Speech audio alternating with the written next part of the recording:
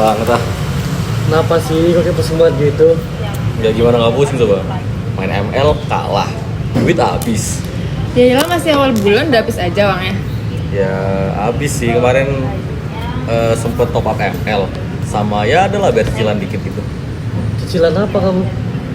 Kemarin sempet ini sih, cicil iPhone keluaran terbaru gitu kan. Ya 20 jutaan lah paling kira-kira. Hah, 20 juta. Banyak banget.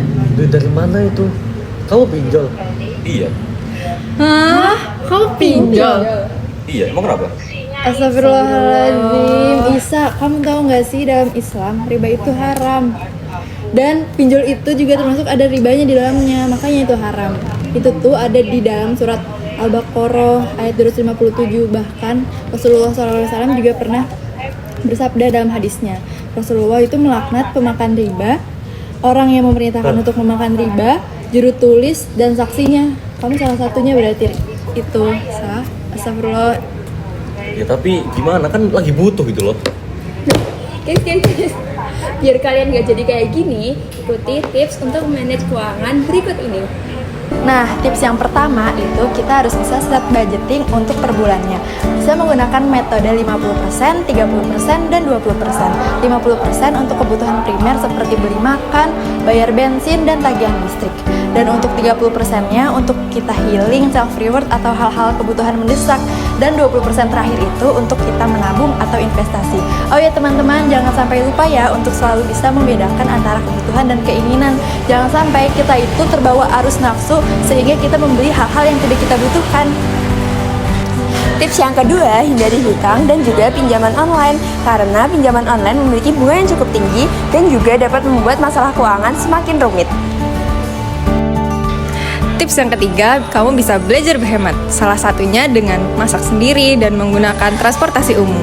Selain itu, kamu juga bisa membawa tablet sendiri loh buat menghemat uang kamu.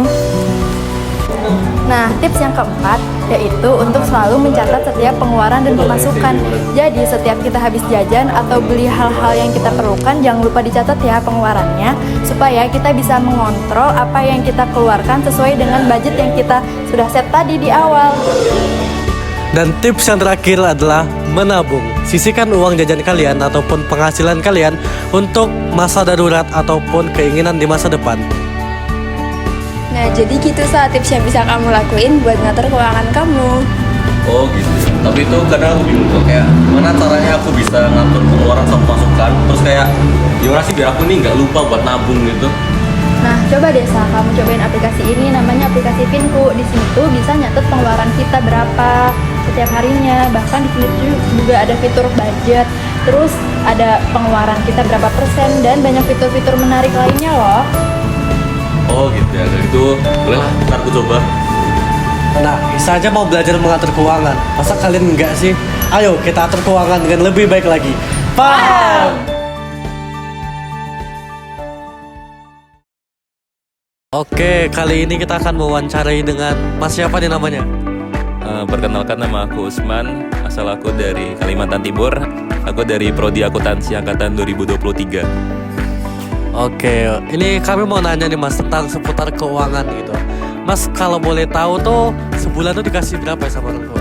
Oh, sebenarnya kalau satu bulan itu nggak nentu Mas. Jadi kalau misal duit saya itu udah habis baru dikasih orang tua. Tapi kalau satu bulan tuh sekitaran dengan range harga dikasihnya tuh 2 jutaan gitu Mas. 2 jutaan ya? Itu dengan 2 juta itu apakah cukup untuk sebulan Mas? Kalau untuk saat ini insya Allah cukup Mas. Karena kan dari konsumsi yang saya ambil juga itu dari kos dan juga makan-makan itu cukup lah untuk 2 jutaan itu. Menarik nih. Dengan 2 jutaan itu gimana sih caranya mengatur tuh kayak biar itu tuh pas lah gitu? Kalau dari saya sendiri itu Mas, setiap mau mengeluarkan uang saya itu selalu mencatat laporan setiap bulannya. Jadi di HP itu saya udah membuat catatan untuk pengeluaran saya itu selama 1 bulan. Dan juga biasanya dari sisanya itu saya untuk menabung di bulan yang akan datang. Oh, dari 2 juta itu masih bisa untuk menabung Mas? Masih bisa untuk menabung Mas. Kira-kira berapa tuh dapat tabungannya itu sebulan itu? sebenarnya juga nggak tentu sih mas. Tapi kalau 1 bulannya sendiri itu biasanya dengan angka 200 ribuan mas, masih ada untuk nabung di bulan yang akan datang. Wah, Masya Allah sekali teman-teman dari Mas Usman. Mungkin cukup. Oke, kita udah bersama orang yang akan kita wawancarai, orang yang kedua. Bisa kenalan dulu mas? Oke, perkenalkan nama saya Fajar Kamahendra. Saya dari akuntansi 23. Oke, Mas Fauzan ya? Iya. Kalau boleh tahu nih mas, kalau dari mas ini dikasih uang saku berapa ya mas per bulannya gitu? Ya gak banyak, cuma 1 juta doang. 1 juta ya? 1 juta itu gimana sih mas cara kamu memanage uang itu biar cukup gitu selama 1 bulan? Yang pertama, sebelumnya saya juga kerja kan di bagian desain dan konveksi. Terus yang kedua itu saya kalau misalkan kurang kan ada uang dari kerja. Terus caranya biar irit gitu ya 1 juta, karena saya juga mengalami. Terus yang pertama tuh nabung, yang kedua kayak pikir 2 kali lah kalau misalkan mau beli barang-barang gitu. Berarti masnya ini kayak apa ya, memilah barang apa yang harus dibeli juga gitu ya? Iya. Berarti masnya juga menabung ya mas ya? Iya. Oh ya, tadi masnya kan katanya nabung juga nih. Terus gimana sih biar kayak bisa nabung dan nyisihin uangnya tuh gimana caranya?